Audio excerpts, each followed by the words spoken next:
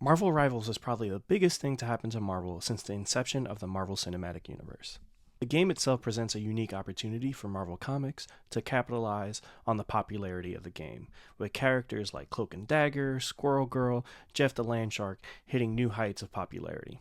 Marvel Comics seems content with letting this moment pass it by, similar to how they let the Marvel Cinematic Universe's popularity pass it by without bringing in any significant new readership. And that is highlighted by Marvel Comics executive editors Tom Brevoort's comments in his Substack. Hey Internet, I'm Chris, and this is a place on the internet where I talk about comics, movies, games, and things I'm generally passionate about.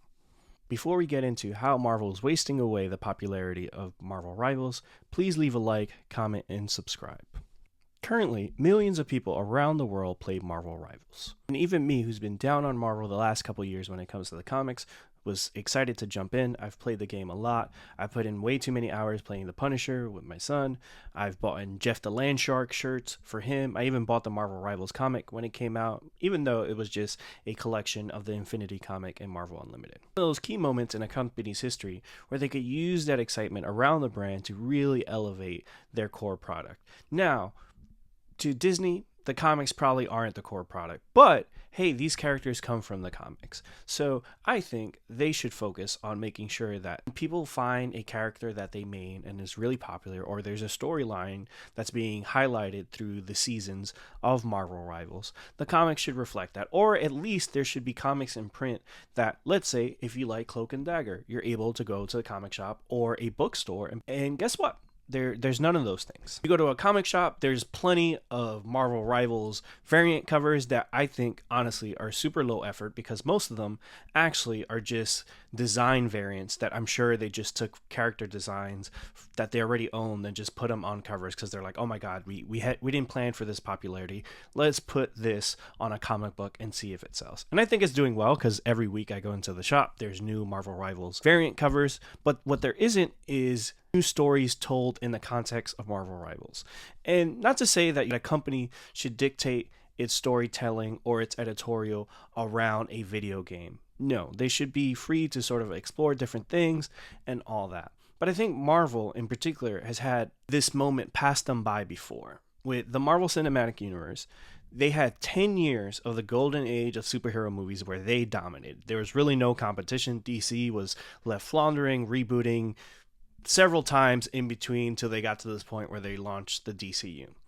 And the Marvel Cinematic Universe, even though it's weakened over the past few years, it did have those 10 years. And over those 10 years, Marvel Comics failed to really deliver on any new popular characters, on any storylines that they could even use in the movies. Once Marvel gets past Secret Wars, I really don't know what they're going to do, because they've already done Civil War, they've already done Secret Invasion in a terrible TV series, so there's no big events that they could really do. They could do some like shorter arcs and stuff like that, but it doesn't get much bigger than Secret Wars. And a part of that is the fact that Marvel has not done great in terms of their events. Like, I think we're going to see part of Avengers versus X-Men in Avengers Doomsday, but you have things like Empire, Avengers versus Eternals. We definitely know the Eternals are not are not showing up in the Marvel Cinematic Universe anytime soon. And it seems like with Marvel Rivals, they're in that same spot of like, hey, like, no one cares about these comics. We sell in comic stores. We have cushy jobs. Let's just, do the thing. And again, that's highlighted by Marvel executive editor Tom Brevoort has a Substack called The Man with the Hat. And he was doing a Q&A, and a reader asked about, hey, Cloak and Dagger is really popular. Will we be seeing, more of that character in the comic books? And this is what Brevoort had to say. I tend to think that popularity in Marvel Rivals likely has more to do with play mechanics than it does the characters themselves, which is to say that I haven't seen any major correlation between popularity in the game and a rise of interest in the character in print, outside of maybe one or two outliers. Continued, that said, we are planning to do something with Cloak and Dagger in the near future, so that potential audience will have something to take a look at. Now, is that a crazy response? No. But it just seems like a general attitude of like, yeah, like that's happening, but like really who cares? Like that's a completely separate thing.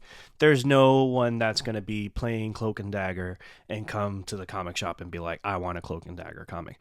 Maybe, just maybe, the fact that there are no Cloak and Dagger comics really around, and there's no sort of meaningful stories that you've invested in, that's why there's no rise in interest. Because, and also, hey, if most of these things are only available in comic shops and there's only that many around the country, really not that many. I live in New York City, so it's easy to get to like Midtown Comics and all those kind of things, but there's plenty of states, plenty of places around the world where they have no access to single issue comics.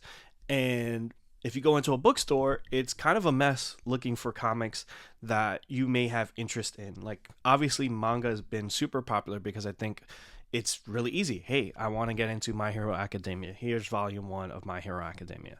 If you're a fan of Cloak and Dagger, I don't even know where to tell you to start.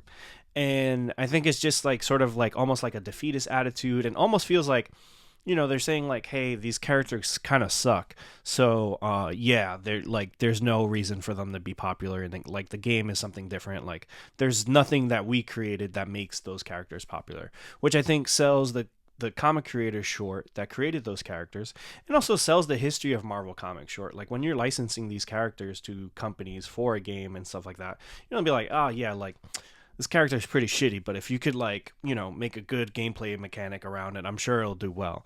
Like, yes, there's truth to that, but also like, hey, like, there's this history to the Marvel universe that makes it interesting, that makes people want to invest in a cinematic universe, in a game universe like Marvel Rivals. So, sort of having that attitude, and also not having a real strategy around like, hey, how are we going to capitalize on this success so that that game feeds new readership, instead of it being something like, hey, I'm not really into Marvel characters at all, I just play Marvel Rivals. Like, you got to be able to convert that interest into readers, and that's how you continue comics. That's how you get interest. That's how you get new creators that come in that are excited to create worlds for Marvel, for other properties. And it just feels like they're wasting this moment the same way they wasted those 10 years of the dominance of the Marvel Cinematic Universe. For me, I like Marvel. I just read the Ultimate line. I think there's some really good stuff going on there, but the rest of the line is super stale. There's one or two outliers, as Brevoort would say, where you're like, oh, this is pretty good. But for the most part, there's not there. And like, in terms of capitalizing on that success of Marvel Rivals, you have a Jeff the Landshark book coming out, which I think is a really good move. But, like I said, they printed the Marvel Rivals comic book, which is just an Infinity comic that they put out digitally that I'm sure they pieced together pretty quickly. And hey, like, they should do something like DC did with Fortnite when they had that Fortnite collab. One, the actual like digital rewards was something people wanted, instead of like a Jeff spray. Like, no one's gonna come into a store like, I need that Jeff spray. Like, no, like, give a like legendary skin or something like that.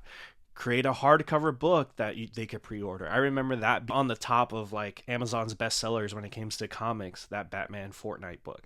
Like, they could do that with Marvel Rivals, but it just seems like they're content being like, hey, as long as we have something on the shelves to connect to Marvel Rivals, like, we don't need to invest in, converting those players into readers and really getting people engaged with the Marvel brand outside of that video game, outside of the movies. So yeah, it's just frustrating. Like, I want Marvel to do well. Like, I grew up sort of like being that. Like, I watched Spider-Man the animated series, X-Men the animated series, the movies, and that's what got me into comics, Marvel Comics, and all those things. But it just seems like there's that connection is missing in modern times. And Marvel's not the only one guilty of this. Like, DC, I'm a bigger DC fan, and they've failed to do that. But the reality is, like, they don't have a cinematic universe to really connect to yet. And also, the games haven't been great the last couple years, so there's nothing to really connect or turn sort of popularity or interest in something into new readers. So actually, I think that's why the comics have actually done well, because it's like, hey, we can only really stand on the comics.